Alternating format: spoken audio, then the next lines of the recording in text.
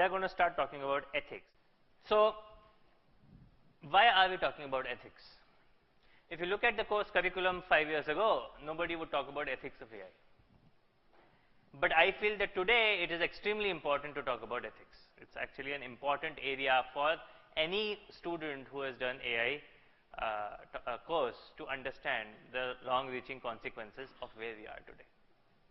Now, why did we not talk about ethics 5, 10 years ago? The answer is obvious. Why did we not talk about ethics? It was? Deep networks were not that successful, but the question is on AI. AI was not impactful. Well, there was always Google. Google had a lot of machine learning in it, so you can't say that AI was not impactful. But it was not touching so many lives so quickly. If you look at the Siri project, for example, and you guys must have been little kids, but Siri came out in what, 2007 or 8? It was terrible in its ability to recognize speech. Like super terrible.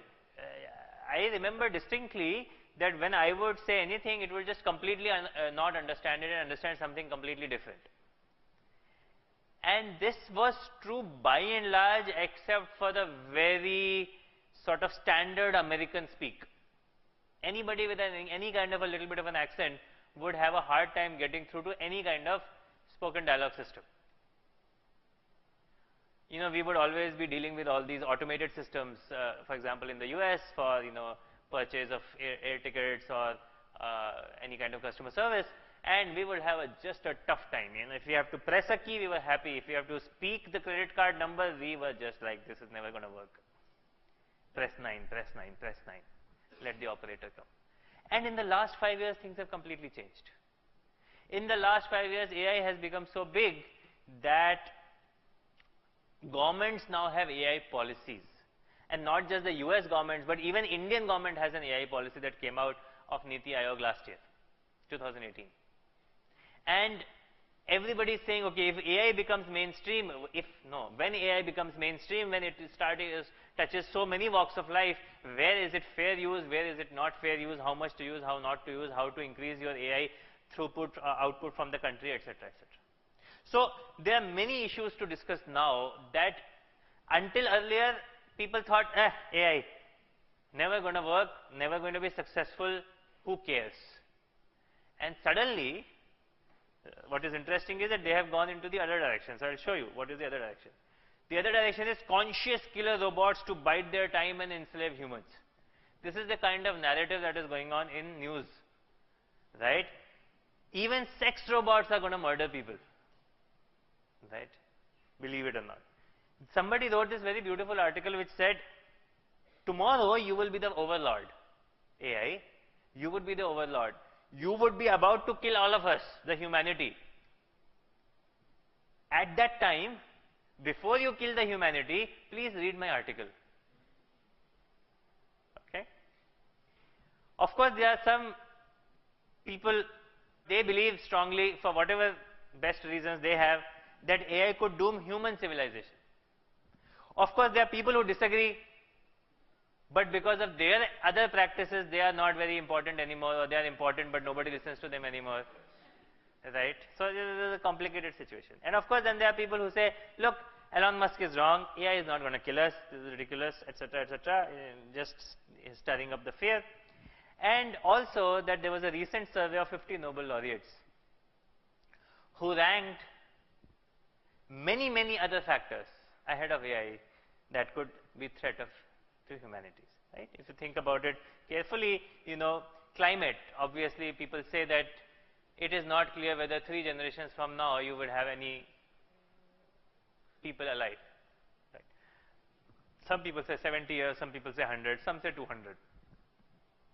But the way the global warming is going, and it's very hard to reverse at this point, you know, lot of snow is gone away, etc., we might all be dead, right? Because it will be cyclic, right? Once you have more heat and more purchasing power, you will have more ACs. Once you have more ACs, you will have more greenhouse gases. Once you have more greenhouse gases, you will have, you know, less atmosphere, etc. You know the cycle. and many, many other factors, including some people. So I think this is full speed. This is the fact that AI robots are going to kill humans is just taking it too far, too soon, without much basis. And most AI researchers feel that's just not going to happen.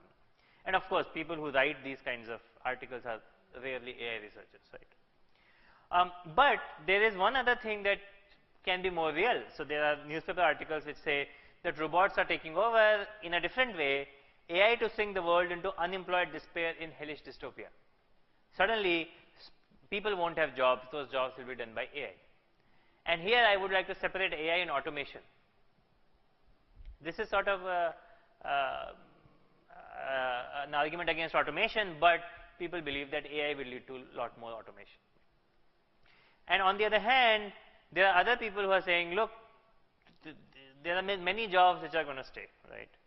And then there are some people say that AI will eliminate millions of sales jobs. Other people say, look, it will create more jobs than it eliminates. 2020 seems too soon in my personal opinion, next year, so I'm not sure if that is true.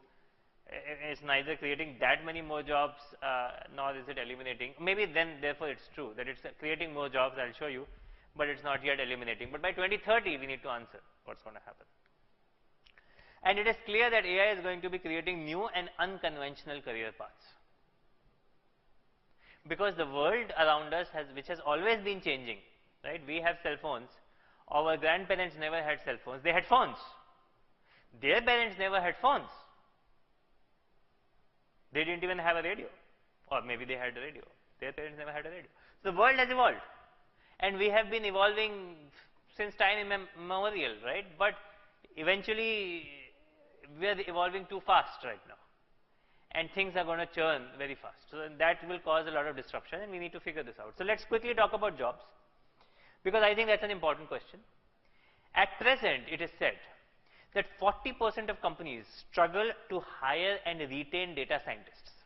And when I use data scientist, AI, ML, I'm going to use this in sort of interchangeable ways at this point, right? We have discussed this very early in the course that you actually do data science for most companies, but you tell people you're going to do machine learning, and then when you want funding, you say, we are doing AI, and all of that. These are practically the same things with small differences, and we'll ignore the differences.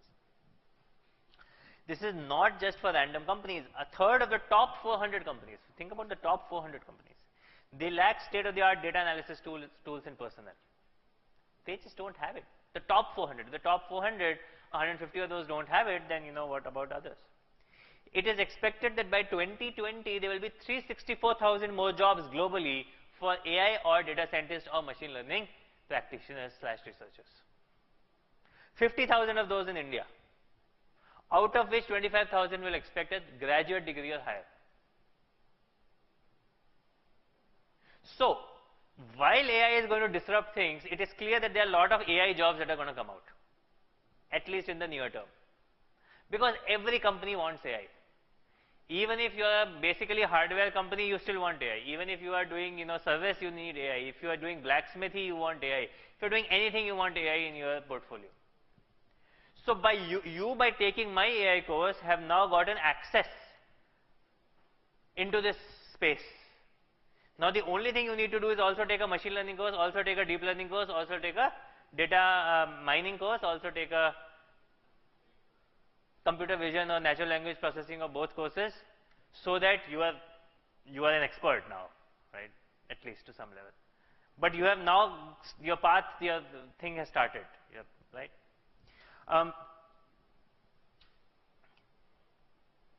And some people say that, look, a third of the jobs could be replaced by 2030.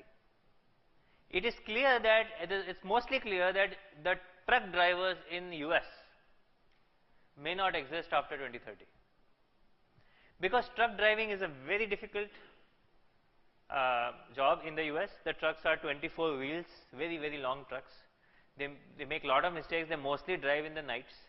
They don't sleep. They take a lot of coffee, then they drive, then they take a lot of coffee, then they drive. They make mistakes. They can make mistakes. They are human, and they have accidents. It's a very, it's a difficult job. Of course, that is the only job they know what to do, right? How to do. So I'm not saying that they will say that please replace us, But for humanity, maybe it's a good idea to say, okay, the trucks will drive completely autonomously, using autonomous driving. And those autonomous driving cars will take a long time before they can come to India, dealing with our traffic rules and the potholes and the cows and the rickshaws and everybody else. So we are okay for a generation. If we actually become industrialized and mechanized and our roads become nice and people start driving in lanes, not going to happen, then we might not have drivers some generations from now. But for now, we are okay. So their job might be eliminated. So we need to figure out how to rehabilitate them. It's very important. It's not like we can deal without it. We have to deal with it. But for the whole humanity, it's probably better to use AI there and rehabilitate them in a different profession, and slowly they will retire, and then the next generation of truck drivers won't exist. So it just takes one generation, but you need to make sure that the generation that got displaced knows what to do. On the other hand, there are reports which say that AI will create more jobs than it eliminates, and there will be jobs of AI trainers, AI explainers, AI sustainers, AI whatever, working with AI systems, those kinds of jobs. So if you have kids around you, make sure that they are very digitally literate. They can work with robots. They have small robots that they can make. They can deal with them. They can play with them. They can, things like that. They get used to being machines around them, because the future might be one where AI and human intelligence comes together to solve a task. I probably have said this before, but I'll say it again. The best chess player is not a machine. The best chess player is not a human. If humans compete with machines, of course machines win. But the best chess player is a team of humans and machines, because there are still some insights which humans have which machines don't. And then there are of course insights that machines have which humans cannot compute. And together they become formidable.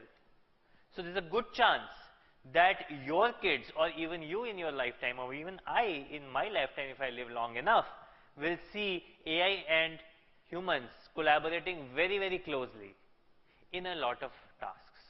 And we'll talk about what some of those tasks would be, and what are the challenges in getting AI to that point.